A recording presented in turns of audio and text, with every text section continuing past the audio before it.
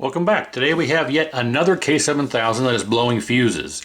Now I was not going to do a video on this because I've already got 6 or 7, I forget, some kind of crazy number of 7000s that are blowing fuses, but this one just kind of Hiroshima bombed itself in there. That's crazy. And I've already taken a look at this and I think I know why that happened.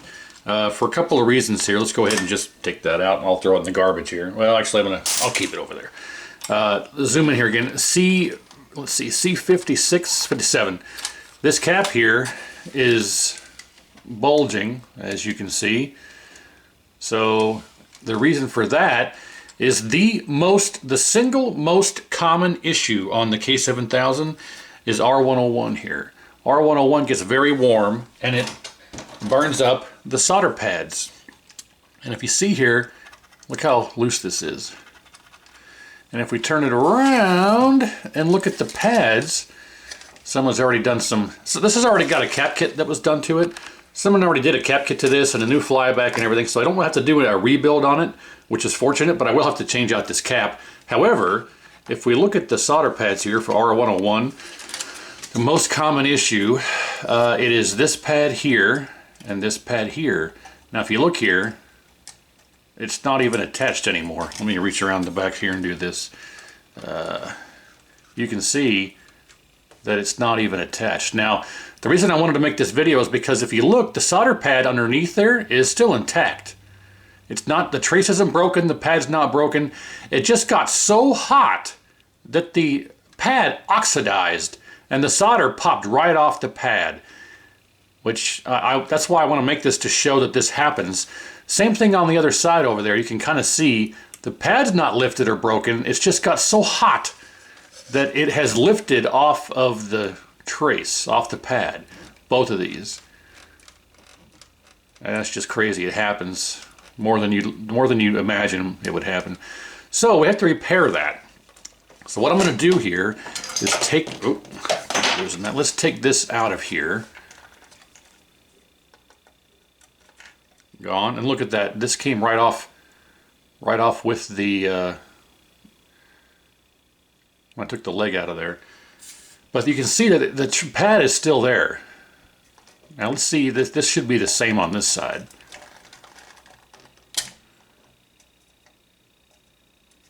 Yeah, see, it's still there.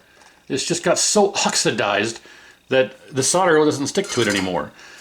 So that's the first thing that we're going to fix. And what we're going to do is use a little fiberglass scratch pin. The resistor itself isn't in too bad a shape here. It's going to be easier to do it this way. Yeah, the resistor itself isn't too bad. It's just they're going to have to clean off the legs here as well. You know, it's a bit rusted, but you know, if it reads good, we'll clean it up. However, let's show here the process that I use for this. So I get myself one of these fiberglass scratch pins. They're meant for scratching off stuff for paint for cars, and I'll link these down below so you can get yourself some. But these work really well. So let's just go ahead and scrape off this pad here, and you can see what'll happen after I do. Oh, dang it. No, it's all right.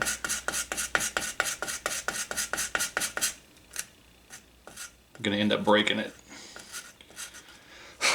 Probably could have been a bit more gentle, but you can see now, we can glue it back down in place, but you can see now, look how shiny that is, the way that it's supposed to be. So I'll glue it back down. But yeah, that's how it should normally be. So that's what we do for that. Now this side, we'll do the same thing here, try to anyway.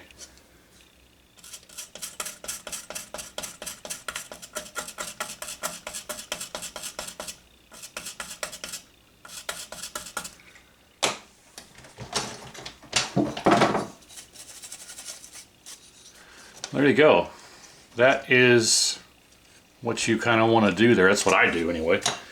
I'm kind of upset at myself that I did that, but I'm not surprised it happened with the heat that's generated here and lifted that up. But we'll glue it back down, and then yeah, you can see that that should fix that problem up straight away. Let me get my glue here. Hopefully it's not plugged up. Okay. Now let's, as they say, a little dab will do ya. So let's grab some of that and put it under there and glue that puppy back down.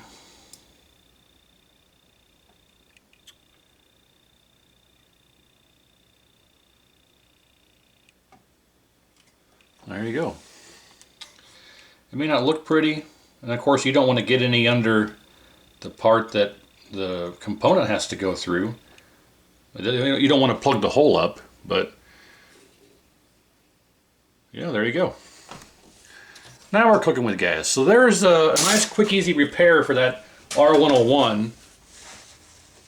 That is what I suggest. That is what you should do. Or that's what I do anyway. Like I said. Put our glue away. Put that away. Alright, so the next step here is we're going to have to try and clean up the legs here, R101. And to do that we'll just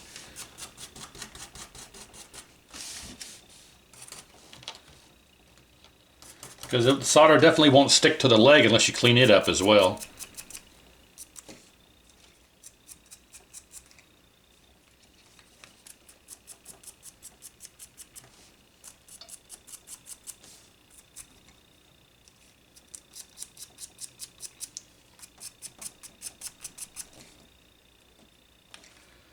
Okay, that should be good. Now the legs are nice and shiny there. Well, it's hard to tell, but so the ends here where we're going to solder are nice and good. Let's see if we can clean up the edge of this here a bit. We definitely don't want to break off the leg from the resistor. That's a bit better. Slightly. Good enough anyway. While it's out of circuit, let's go ahead and make sure it reads, I think, 1.8K. No. This is a 6.5K.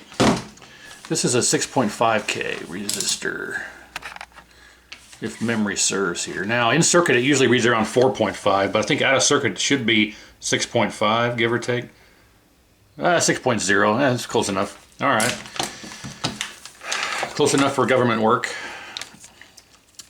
as the colloquialism says.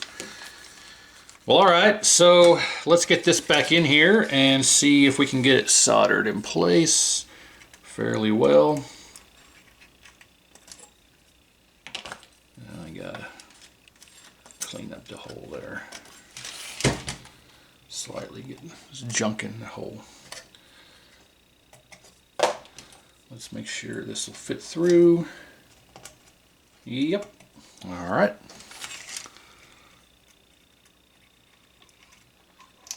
And come on, there we go. All right, so it's back in. Let's turn it around and see if we can. Actually, I need to hit this again real quick with this. Okay, so let's see if we can get this to solder in place again here.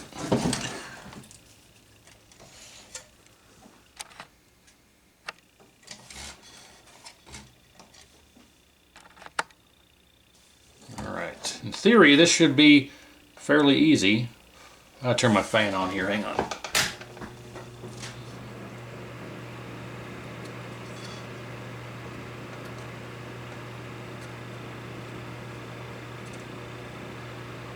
And there you go. Let's do this one.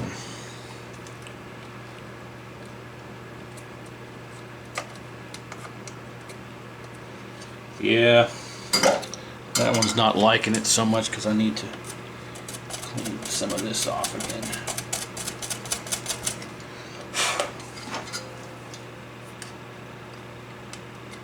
There we go.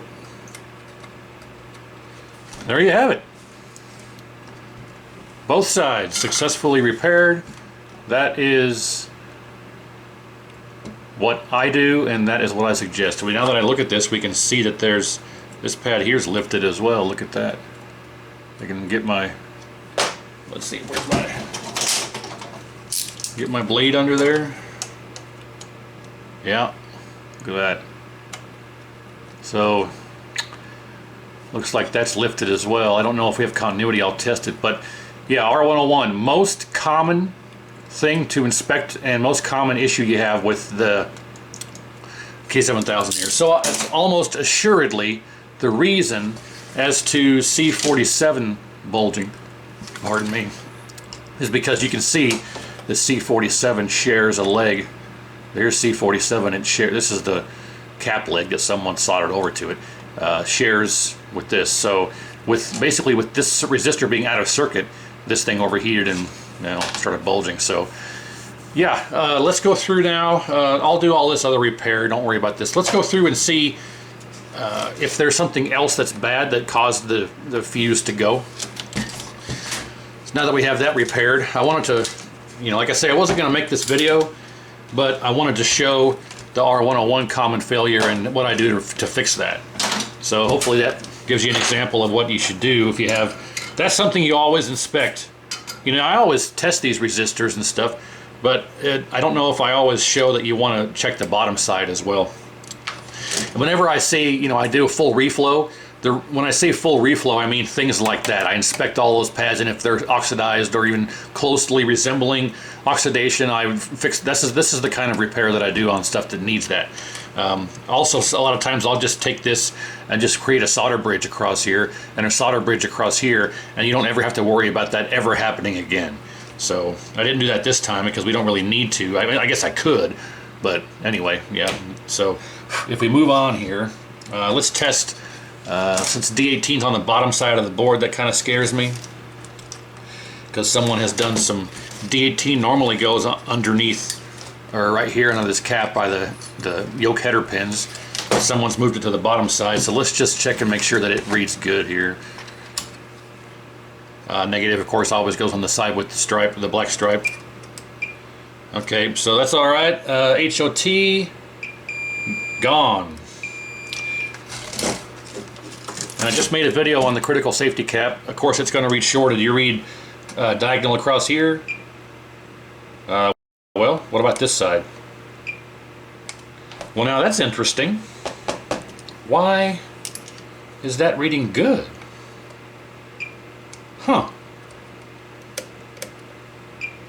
Well, that's a first for me. I can honestly say I've never seen a shorted HOT in circuit that didn't cause the safety cap to read shorted in circuit. That's very odd. Well, okay, well, first for me there. But definitely we have a shorted HOT. No surprise there with the fuse gone. What about our voltage regulator? This is the fat voltage regulator, or wide one. On this one you read across pins 1 and 4. On the skinnier, taller ones it's pins 3 and 4. So if we go to 1 and 4, that's good. We test our resistor, should be, was it 180? Is this 180 or is this 220? I think it's 220. 180, okay. So our resistor is good, which means our voltage regulator, if you go across your resistor and it reads 0, then your voltage regulator is shorted. But as we see, we got our proper 180, 176. So the voltage regulator is good. It looks like we just have a shorted HOT due to this monstrosity here that happened. We can go ahead and check R103. It should be 3 ohms. This guy here. Yeah, fine. Okay. We can test. See, we also tested R101 out of circuit. It was 6K. I'll bet you it's around 4.5K in circuit. Yeah, yeah, there you go, 4.5. So that's normal. This should be 270. Or is it correct to 220? I'm sorry. That should be 220. So 228, and it's okay because the legs are very oxidized. We don't get a good correct reading. This one here should be, I think, 1.8. R97, 1.8. And then this one here is also 1.8. Come on. There you go. Okay. 15 ohms. Yeah. Whoa. That's not right. That's not right at all. That should be 15. Nope. We're gonna have to change that out because that's not correct. 5.3, that's not correct. 3.9. Yep. Very interesting. Now I wonder if we have any bad diodes here. If someone hooks this up to a system without an isolation transformer, it can take out these power diodes. Or the rectifier diodes, I should say. Hey, look at that. There you go. Both of them, D20 and D21. I know what happened. Someone hooked this up to a machine without an isolation transformer, and it took out, I think that's what took out the HOT, and I think this cap started bulging because of the bad R101. So there you go, look at that. That's absolute evidence right there. D20, D21, both shorted. And of course I'm reading it, you know, like you should be. Negative on the side with the stripe, positive, shorted, and shorted. So, generally speaking, these really only go bad if someone hooks it up to an isolation transformer less. That's an easy way to say that, I guess. A non-isolation transformer machine, and they take out these rectifier diodes across the system here. So I wonder if, with those diodes being shorted, if that's affecting this. So let's just pop out one leg of this resistor here and see what this reads out of circuit. Oh, hang on, sorry. Yeah, there you go, 16 ohms. So resistor's fine. It's reading that low in circuit because of the rectifier diodes, which the fact that it was 5 ohms instead of 15 gave us a good clue there. So, all right. So now I guess it's time to replace the, what the heck? So whoever worked on this should not be working on these. Look at the insulator on the HOT. This is it even tight to the frame? No, it's not. Look at that. Wow. I didn't even secure it to the frame. Well, interesting. At least it's the correct part number of HOT. Well, I guess I'll cut away here and I will get the HOT out and test it. Oh yeah, look, it's not even, look at this. It's not even, crazy. You know what, since we're at it, now that I think about it, let's test our C38 width cap, make sure it's not bad. And we're just checking to make sure it's not shorted, we don't care what the reading is. It's this one here, and it's good. Okay, so interesting. So we have a bad HOT and 2 shorted rectifier diodes, which are a perfect example of hooking it up to a system without an isolation transformer. So I'm not surprised because there's some hackery going on here as well. Okay, well, I think what I'll do is I'll cut away here and I'll come back. We'll have a new HOT installed. I'll have the new diodes installed. And then it'll be time to test it. So I will do that. I'll come back and show this stuff replaced. Oh, I need to change C57 as well, obviously, because it's bulging here. I'll change 1, 2, 3, the 4 components. We'll come back and do some more testing real quick, and then we'll get it hooked up to a tube and see what happens. Like I say, it already has a cap kit and a flyback, but you know, now that as I say this stuff out loud, I realize that I need to do a reflow as well, because we've got the issue with the being able to get my knife here underneath this solder joint. I need to inspect the rest of these because, like, this here looks really bad. This here looks really bad. So yeah, look at that. Wait a minute. Well, it's still connected, but if we look closely, it's got oxidation causing it to lift as well. Come on. Then I lost it in the camera here because I zoomed in too far. There we go. If we look closely here, we can see that it's lifting up as well.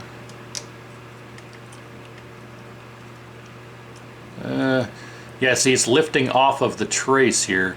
off the pad.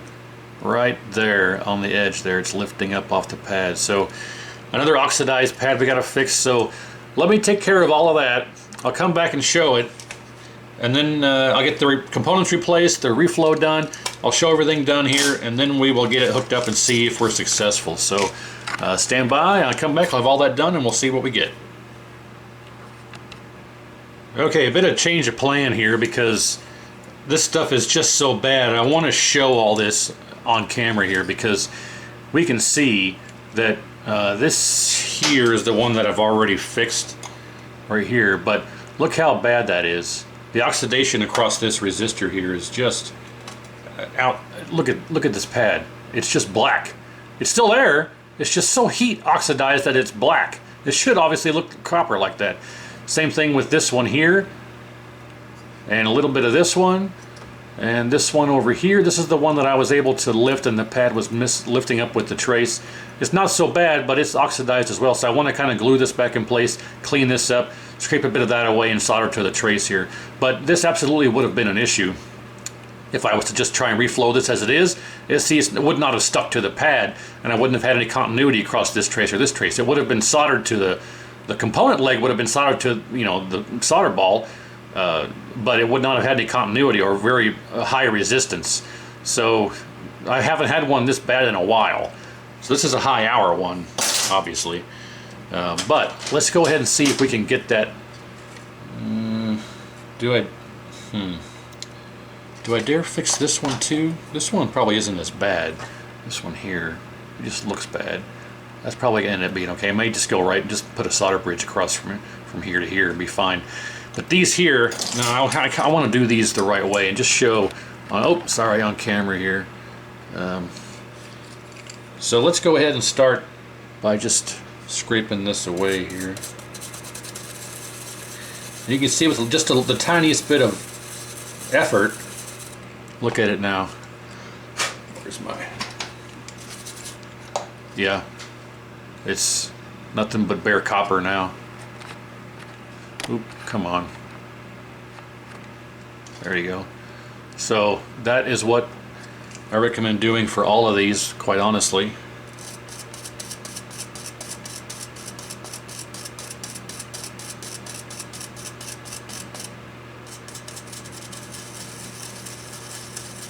Going in a circle is probably the best bet here. I'm sorry you can't see what I'm doing there.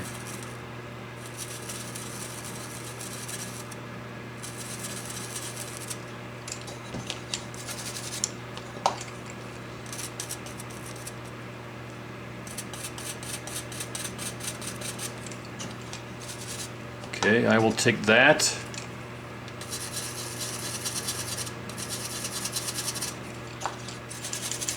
I will take that. And this one's actually not that bad, but I'll scrape it a bit anyway.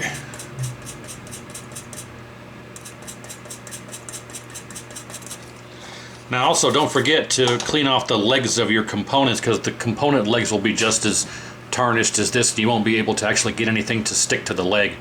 So you got to do that too. So there you go. That is what I recommend doing for that type of situation. And I'll put a link in the description to what these are and where to get them from. I get them from Amazon, but obviously you can get them from here as well. But yeah, I think they're like 10 bucks a piece. So they're expensive, but they're worth their weight in gold for what this does. All right, so I think now I'm going to have to remove this component here to clean the leg off. And if we get rid of the solder here, it's on these.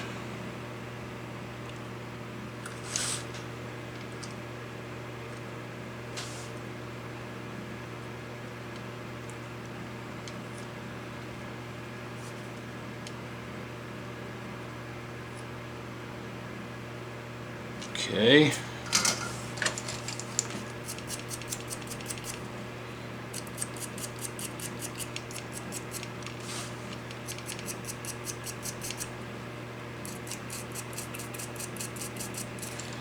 All right. Now if we look here, the legs are nice and shiny again. there's still solder on that one, but you can see that there's no more oxidation on those parts. So if we take this and put this back in here, resistors aren't polarity specific, so you don't got to worry about putting it in backwards. Put that back in there. And we'll just tack it in place here with a little bit of solder, and then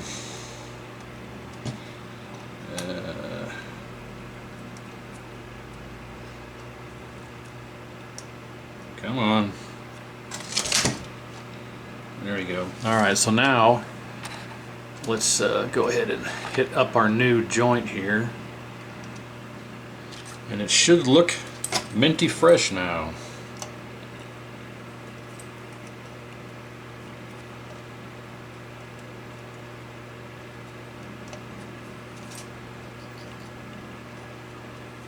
There you go. Probably a little bit too much solder, but that's much better than it was. Not gonna have any issues now. As a matter of fact, let's just, there you go. You'll never have to worry about that ever again. So, well, at least for another 40 years. I think all of us will be long gone before this ever has that same problem again. Alright, so we just repeat that process for the other components here, and that'll fix it up. Alright, so now let me do all this stuff, and then we'll come back, I'll have it all done, I'll show it off, and then we'll test it and see what we get. Well, I'm interjecting here again because I realized I made a mistake. This is the third chassis I've worked on today, so a bit frazzled here, but the HOT is actually good. I was reading it incorrectly. So the way I was reading this was here, let's go, yeah, here to here to here. Okay, shorted, but that's not the right post, it's this one. If we zoom out a bit, and we bring this in here. If we go here to here, good, here to here, good. So that's why our safety cap was reading correctly, because I mentioned how I've never seen the HOT be bad and not have the safety cap check good too. So yeah, and as you can see, it reads fine. Whoop, as you can't see, diagonal and diagonal. I mean, so that explains that. So HOT is actually good. I was reading it upside down, so I'm sorry about that. It's been a long day already. I got all this work done, and I was in the process of checking this again to replace it along with the diodes. Over here actually, and I checked it again just to make sure, and it was actually good. I'm like, oh crap, I did it backwards. Anyway, so yeah, I got all this done. I haven't cleaned it up yet, so once I get all this clean and the diodes replaced, then I'll show everything off cleaned and working and ready to go. Oh, and I got the cap changed out too, so yeah, hang on one second, I'll get all this done, we'll come right back. Okay, all done. I noticed a couple of things that I didn't see before, because when I got this and I went right to the R101 issue and the bulging C57. But after getting all this repaired and done, I noticed that the contrast pot was broken. If we zoom in here, the contrast pot was broken, so I had to replace it with one I had on hand. The red cutoff pot was broken, and the blue drive pot was broken. So we had 3 broken pots, and the remnants are all, you can see if I grab all of this stuff here. You can see all the remnants here, all the 3 broken pots. So I got those replaced. I got the bulging C57 replaced, and I got the 2 bad diodes replaced. So we got the new 57, the 2 new diodes, C20, C21. I'm sorry, D20, D21, and the 3 pots here, contrast, red cutoff, and blue drive. So with that all being done, I also got all of this repair work complete and cleaned up enough to test it. Still need some more cleaning, but I'm actually out of alcohol, so I gotta go get some more alcohol. But it's clean enough. I was able to get it clean enough for testing while in the meantime before I go get some more alcohol.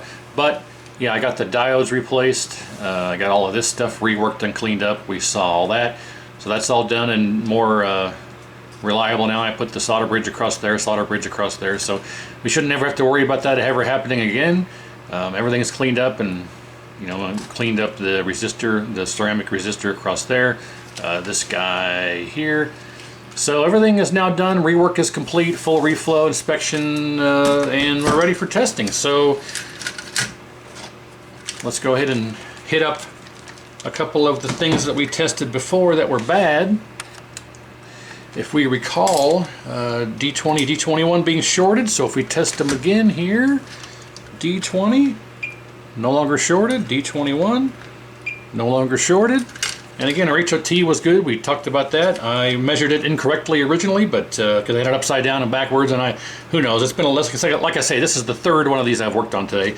The other two didn't have any issues, just needed flybacks and cap kits and reflows. Didn't have actually anything wrong with it, so there wasn't anything remarkable to do a video on. But then I came across this one. Yeah, I wanted to shoot a video on the issues with this. And then we have the original D20 and D21, which I will put here. And negative on the side with the stripe, which should be the cathode, I think. Shorted and shorted. So there you go. I think the only real issue was all the bad solder joints, oxidized solder joints and pads, which caused the bulging C57, and someone hooked this up to a non-isolation transformer setup, and they took out these two rectifier diodes, which I'm pretty sure is what caused the fuse to go. So we had a multitude of issues here. So now I'm going to use my circuit breaker here. I've mentioned before I have this 2 amp circuit breaker. The part number is, if you want to get one of these yourself, 7277-2-2, and the different amperages is the dash number. So if you want a 3 amp, 4 amp, 5 amp, whatever, it's 7277-2-3-4-5-6, whatever you want to have. And then I just hook this to the leads here, and that'll prevent us from blowing fuses if something else is still wrong that we didn't find. So I'll get that installed as well. So let's get this on a tube, cross our fingers, and see if we have this fixed. Alright, so we got anode, neck, yoke, ground, power, video, and all of our pots are on the board, so we'll consider that remote. So we got 7, we're good to go.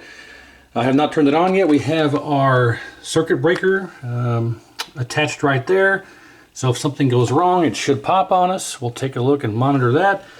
So let's go ahead and turn it on. Hopefully we found everything, got everything working, and we'll see what happens here. Count to 3. 1, 2, 3. That's a good sign. It came on. Do we get anything? Well, we do. All right. So let's start with our procedure here of how to adjust our black level, just rudimentary. So we turn contrast all the way down, which on this pot it's that way. Brightness all the way that way. And then we turn up our screen pot until we get our raster lines on the flyback here, and then we should get our raster lines. There we go. And then we turn it back down until they just go away, which is right there in person.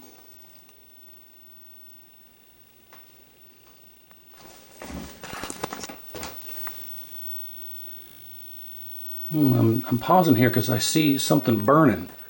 Something is burning. You can see the smoke in the air. So we're turning this off right now. Oh. What is burning? Something is burning. Wow. Hang on a second. I'm going to feel around and see what's abnormally hot here. Hang on. So I don't have my mat here installed on the bench because I was just doing some quick testing. I didn't want to go through the hassle of putting it back down, taking it back off, and all that. So some initial investigation has shown that smoke was the component that smoke was coming from, that was getting way too hot, was R97 here, this pink 270 ohm resistor. So this resistor is what was smoking. Here's the original one right here. I replaced it and put a new one in there because if we read the new one here, it's supposed to be 270 ohms. If we read it, 272. Okay. Now both in circuit and out of circuit. Here is what the original one read.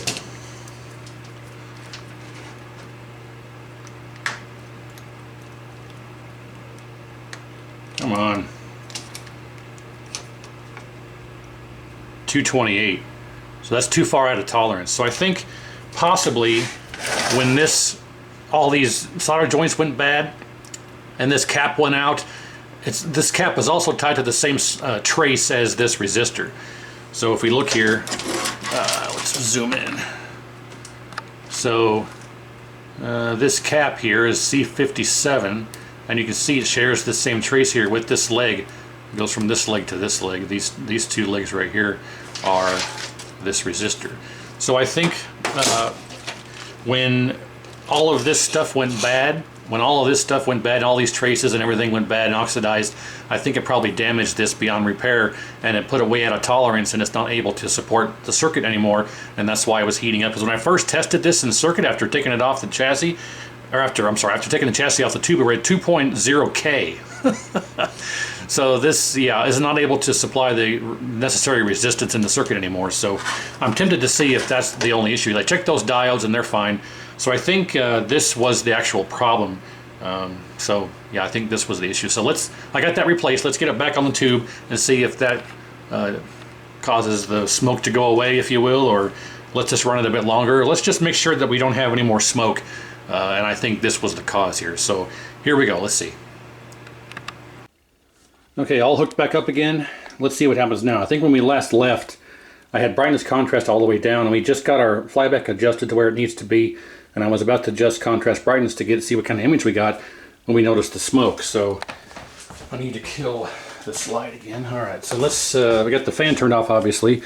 We have our resistor sitting there, so let's see what happens this time. 1, 2, 3. Oh, you know what? I forgot to put a fuse back in. I always forget something. So you can see we know that the fuse isn't blowing anymore, and we got good power and everything energized. So I took the circuit breaker off and I forgot to put a new fuse in. Hang on 1 second. Okay, take 2. The fuse is installed. So let's see what happens now. 1, 2, 3.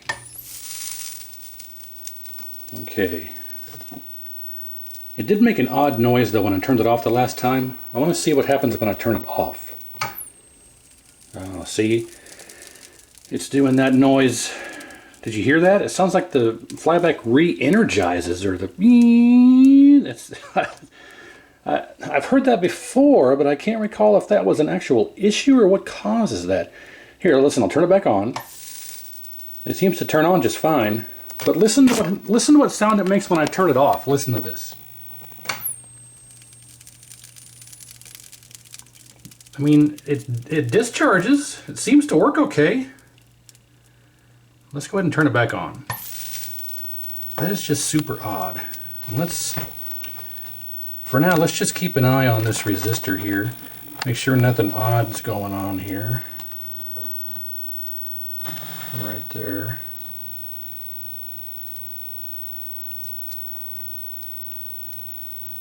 It's not smoking yet.